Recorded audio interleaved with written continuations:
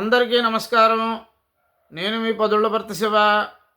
ఈనాటి ముఖ్యాంశం మహాభారతంలో అర్జునుడి మీద ఉండేటటువంటి మాత్సర్యంతో అశ్వత్థామ వంటవాడికి ఒక ఉపదేశం చేస్తాడు రహస్యంగా. ఆ ఉపదేశ సారాంశమే మనకి నానుడిగా కూడా ప్రచారంలో ఉంది. ఏంటి అంటే రాత్రి ఎవరు కూడా రాత్రి చీకట్లో భోజనం చేయకూడదు అని చెప్తారు. అలా చీకట్లో భోజనం చేస్తే వచ్చినటువంటి లాభాలు లాభ నష్టాలు మహాభారతంలో ఒక దగ్గర వివరించారు నన్నయ్య గారు.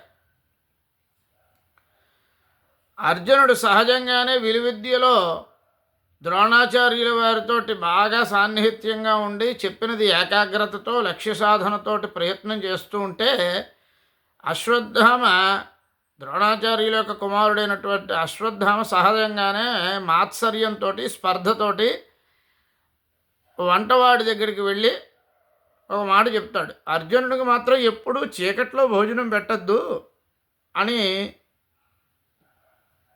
ఒక మాట చెప్తాడు రహస్యంగా వెళ్ళి వంటవాడితోటి. ఆ వంటవాడు కూడా అర్జునుడికి ఎప్పుడూ కూడా చీకట్లో భోజనం పెట్టకుండా అశ్వత్థామ చెప్పినటువంటి విషయాన్ని పాటిస్తాడు. కానీ ఒకానొక రోజున దురదృష్టవశాత్తు అయితేనే, అదృష్టవశాత్తు అయితేనే, విధివశాత్తు అయితేనే ఒకరోజు అర్జునుడికి భోజనం పెడుతూ ఉంటే వంటశాలలో భోజనం చేస్తూ ఉంటే భోజనశాలలో గాలికి దీపం ఆరిపోతుంది. ఆ దీపం ఆరిపోతే ఎప్పుడూ భోజనం చేసే అలవాటు ఉన్న కారణంగా ఇతను భోజనం చేసేస్తాడు. మామూలుగా ఆ చీకట్లోనైనా భోజనం చేసేస్తాడు. చీకట్లో భోజనం చేసేటప్పుడు ఇతనికి ఒక మెరుపు ఆలోచన వచ్చింది. ఆ ఆలోచన పద్య రూపంలో చెప్తున్నారు నన్నయ్య గారు. వాసవనందనుండు గుడువం బటుమారుతాహతించేసి చలించి దీపశిఖ చెచ్చరబాయుడు భోజన క్రియాభ్యాస వసంబునంగుడిచి పన్నుగ నిట్టుల విద్యలెల్లనభ్యాస వసంబున బడయ భారము లేదని నిశ్చితాత్ముడై. ఈ వాసవనందనుడు అంటే వాసవుడు అంటే ఇంద్రుడు, ఇంద్రకుమారుడు, ఇంద్రుడి అంశతో పుట్టినటువంటి అర్జునుడు కుడువ అంటే భోజనము, కుడువం అంటే తినడమును. భోజనాన్ని చేస్తున్నప్పుడు పటుమారుతాహతిన్ అనేక రకాలైనటువంటి వృక్ష సముదాయము ఒక్కమారుగా ఆ గాలి వీస్తుంది. ఆ వాయు ప్రభంజనానికి అతని సమీపంలో ఉన్నటువంటి దీపం ఆరిపోతుంది. అక్కడ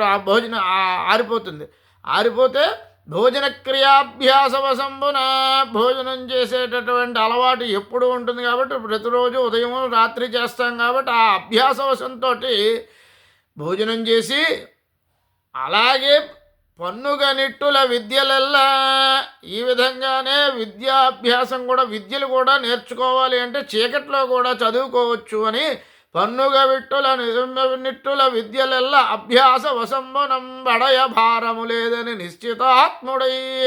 ఈ విధంగానే రాత్రి మీద కూడా ధనుర్విద్యని నేర్చుకోవచ్చు అని అదేమీ పెద్ద భారము కాదని నిశ్చితాత్ముడయ్యాడు. మంచి నిశ్చితమైనటువంటి ఆత్మతో ఒక నిశ్చితాభిప్రాయానికి వచ్చాడు. అలా వచ్చి ఆ రాత్రి నుంచి తాను రాత్రి చీకట్లో కూడా వెన్నెల చాటున రాత్రి విద్యాభ్యాసం చేస్తున్నాడు.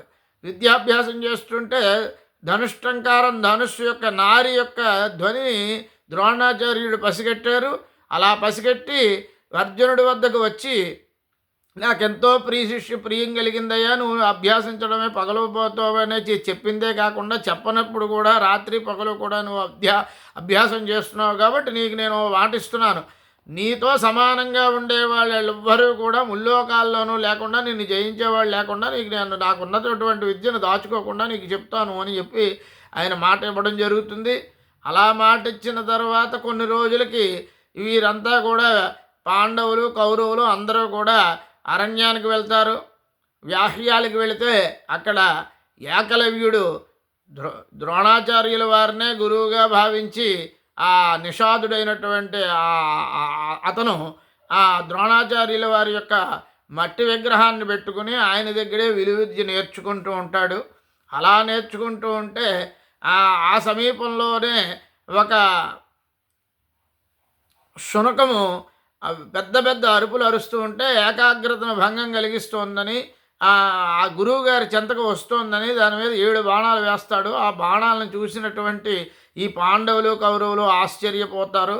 అందులో అర్జునుడు చిన్న మాత్సర్యాన్ని కూడా తెచ్చుకుని గురువుగారి వద్దకు వచ్చిన తర్వాత చెప్తాడు, మీరు నాకంటే ఎవరూ కూడా ముల్లోకాల్లోనూ లేకుండా ఉండేటటువంటి విద్యావంతుడిని నన్ను చేస్తానన్నారు. కానీ నాకంటేనే కాదు మీకంటే కూడా ఒక పెద్ద గొప్ప విద్యావంతుడైనటువంటి వాడిని మేము ఒక ఎరుకను చూసాము అరణ్యంలోనూ అని చెప్పి అమిథ్యావచన అంటాడు. అని అంటే అర్థం ఏమిటి? అసత్యాన్ని పలకినటువంటి మీరు ఇది సత్యమా అసత్యమా అనేటటువంటిది ఆశ్చర్యాన్ని నాకు గురి చేస్తోంది. నాకు నా యొక్క విద్యాభ్యాసం ఏమవుతుందో అనుకుంటూ ఉంటే ఆయన అదిరిపడినటువంటి వాడే అర్జునుడి యొక్క మాటను తన మాటను నిజం చేయడానికి, అర్జునుడిని విద్యావంతుడిని చేయడానికి అయితే చూద్దాం రమ్మని అక్కడికి వెళ్ళి ఆ యొక్క ఎరుకను కనపడేసరికి ఇతని మీద పాదాల మీద పడి, గురువుగారు మీరే నాకు విద్య మీ వల్లే నాకు విద్య వచ్చింది, కాబట్టి నేను మీకు ఏమి ఇచ్చుకోగలను, మీరు ఏం కోరితే అది ఇచ్చుకుంటానంటాడు. అందుకనే సాధారణంగా విద్యను ప్రత్యక్షంగా కాకుండా పరోక్షంగా వారిని ఎవరినైనా ఒక గురువుగా స్వీకరించి విద్యాభ్యాసం చేస్తే వాడు ఏకలవ్య శిష్యుడు రా అంటారు. ఏకలవ్య శిష్యుడు అంటే అర్థం ఏంటంటే గురువుగారు ముఖతగా ఏకలవ్యుడికి చెప్పలేదు కాబట్టి అయినా కూడా గురువుగా భావించాడు. అలాగే ఈ విద్యార్థులు కూడా గురువుగా భావించి చదువుకున్నటువంటి వాళ్ళు కూడా గొప్పవాళ్ళు అవ్వచ్చును అనేటటువంటిది సామాజిక అంశము.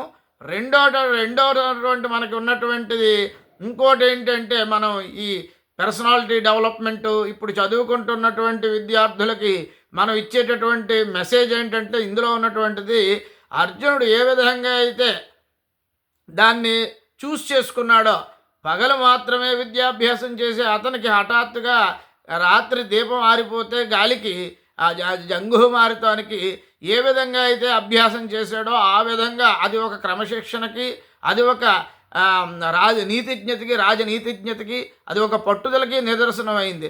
అలాగే మనం కూడా విద్యార్థులు ఈ అనేక ఉపాయాలను కొత్తగా ఆవిష్కరించుకుని విద్యాభ్యాసం చేస్తే వారు ఇప్పటికీ కూడా అర్జునుడితో పాటుగా సమానంగా మనం అవుతాము.